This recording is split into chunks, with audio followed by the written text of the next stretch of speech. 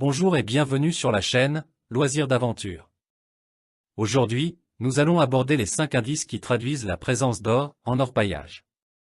Vous pouvez retrouver plus d'informations sur le site prospectiondeloisirs.fr. Avez-vous déjà entendu parler des signes révélateurs de la présence d'or et de paillettes dans les rivières? Ce n'est pas seulement une ou deux indications, mais plutôt un ensemble d'indices qui confirment la présence de ce métal précieux. C'est quelque chose que tous les chercheurs d'or devraient connaître, car cela forme la base de la recherche de gisements aurifères. Il est vraiment essentiel d'avoir ces connaissances de base pour mener des prospections efficaces. L'or, comme nous le savons, est l'un des métaux les plus lourds que l'on trouve dans les cours d'eau. Lorsqu'il y a des inondations ou des crues, il a tendance à se déposer au fond de la rivière et à suivre une sorte de trajet connu sous le nom de « Gold Line ». Cette ligne d'or transporte également divers minéraux tels que la magnétite, l'hématite, la rutile, la pyrite, le cuivre, le platine, les grenats et même les saphirs. Tout cela est transporté par le courant. Dans la région, il peut y avoir des dépôts d'or natifs ou d'anciens conglomérats alluviaux qui proviennent des pentes ou des collines voisines à ce cours d'eau. Ces dépôts sont emportés par l'érosion, la fonte des neiges, les pluies abondantes et les vents, finissant ainsi dans les cours d'eau à proximité. Maintenant, permettez-moi de vous expliquer ce qu'est exactement l'or. Il appartient à la classe des éléments natifs et fait partie du groupe de l'or, comprenant des métaux bien connus comme l'argent, le cuivre et le plomb. Dans le contexte de l'extraction de l'or natif joue un rôle crucial. On l'extrait des lits des rivières, de leurs pentes et des zones aurifères. Cependant, il est rarement pur. En général, il contient jusqu'à 10 à 15% d'argent ou de cuivre. Lorsque la proportion d'argent dépasse 20%, on l'appelle électrum. La couleur de l'or varie entre différentes nuances de jaune. L'or a des propriétés uniques. Il brille intensément avec un éclat mat et caractéristique et sans scintillement. Il est très malléable et ductile, ce qui signifie qu'il peut être facilement façonné et étiré. Imaginez, vous pourriez créer une feuille d'1 mètre carré à partir d'1 gramme d'or. Il est plutôt tendre, mesurant environ 2,5 à 3 sur l'échelle de Mohs. C'est pourquoi il peut être déformé sous une simple pression d'une aiguille en acier ou coupé avec un couteau.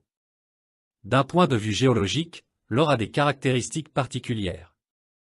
Il est dense et son poids spécifique varie de 15,6 à 19,2 grammes par centimètre cube en fonction de ses impuretés.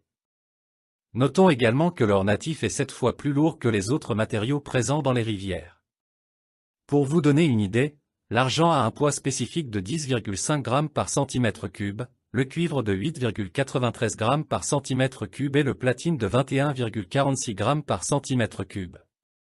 Cela montre que les variations de poids de l'or sont liées au type et à la quantité d'impuretés.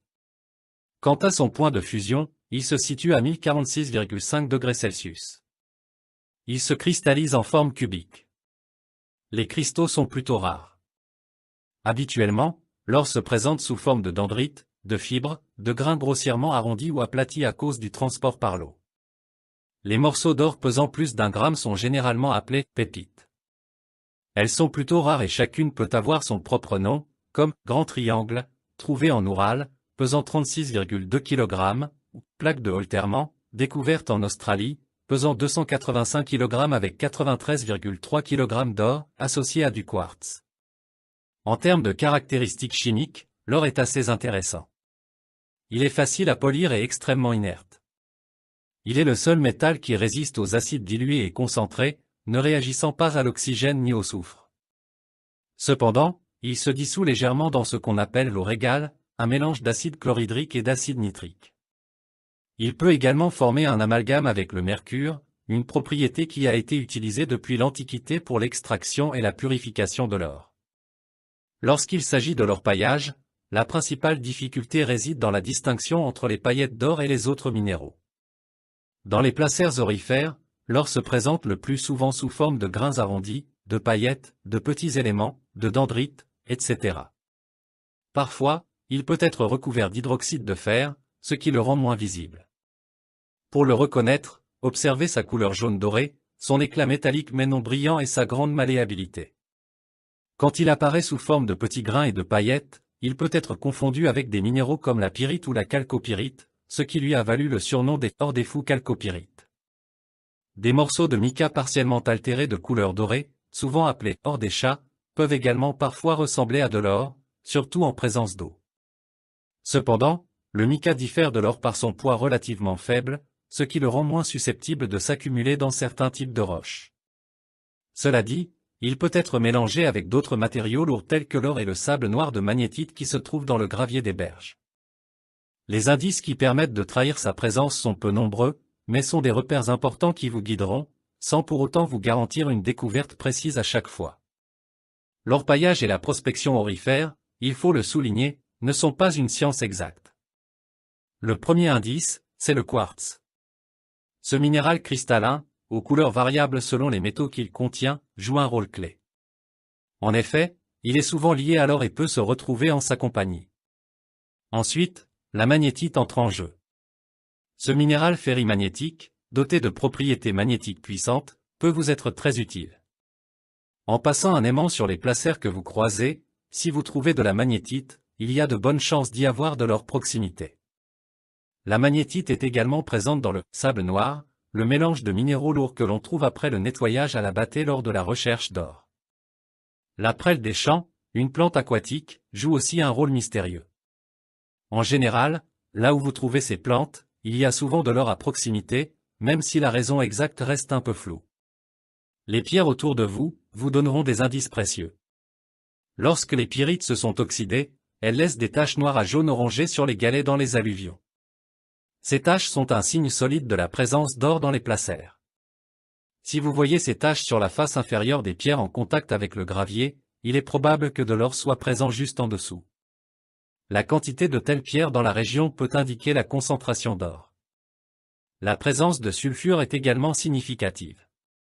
L'or peut se retrouver enfermé entre deux couches de soufre, ce qui a été étudié en détail. Ces informations sont obtenues par des techniques telles que les rayons X. Ensuite, la présence d'objets en fer mérite votre attention. Nos rivières transportent souvent divers déchets humains, et ces objets en fer ou en acier se retrouvent souvent dans l'eau. Si vous trouvez des objets rouillés, comme des débris d'objets agricoles ou industriels en fer, près d'un cours d'eau, cela peut indiquer la présence d'or à proximité. De même, la présence de plomb est significative. Les plombs de pêche ou de chasse, voire les anciennes conduites en plomb, se retrouvent fréquemment dans l'eau. Si vous trouvez de tels plombs, cela peut suggérer que vous êtes dans une zone favorable à la recherche d'or.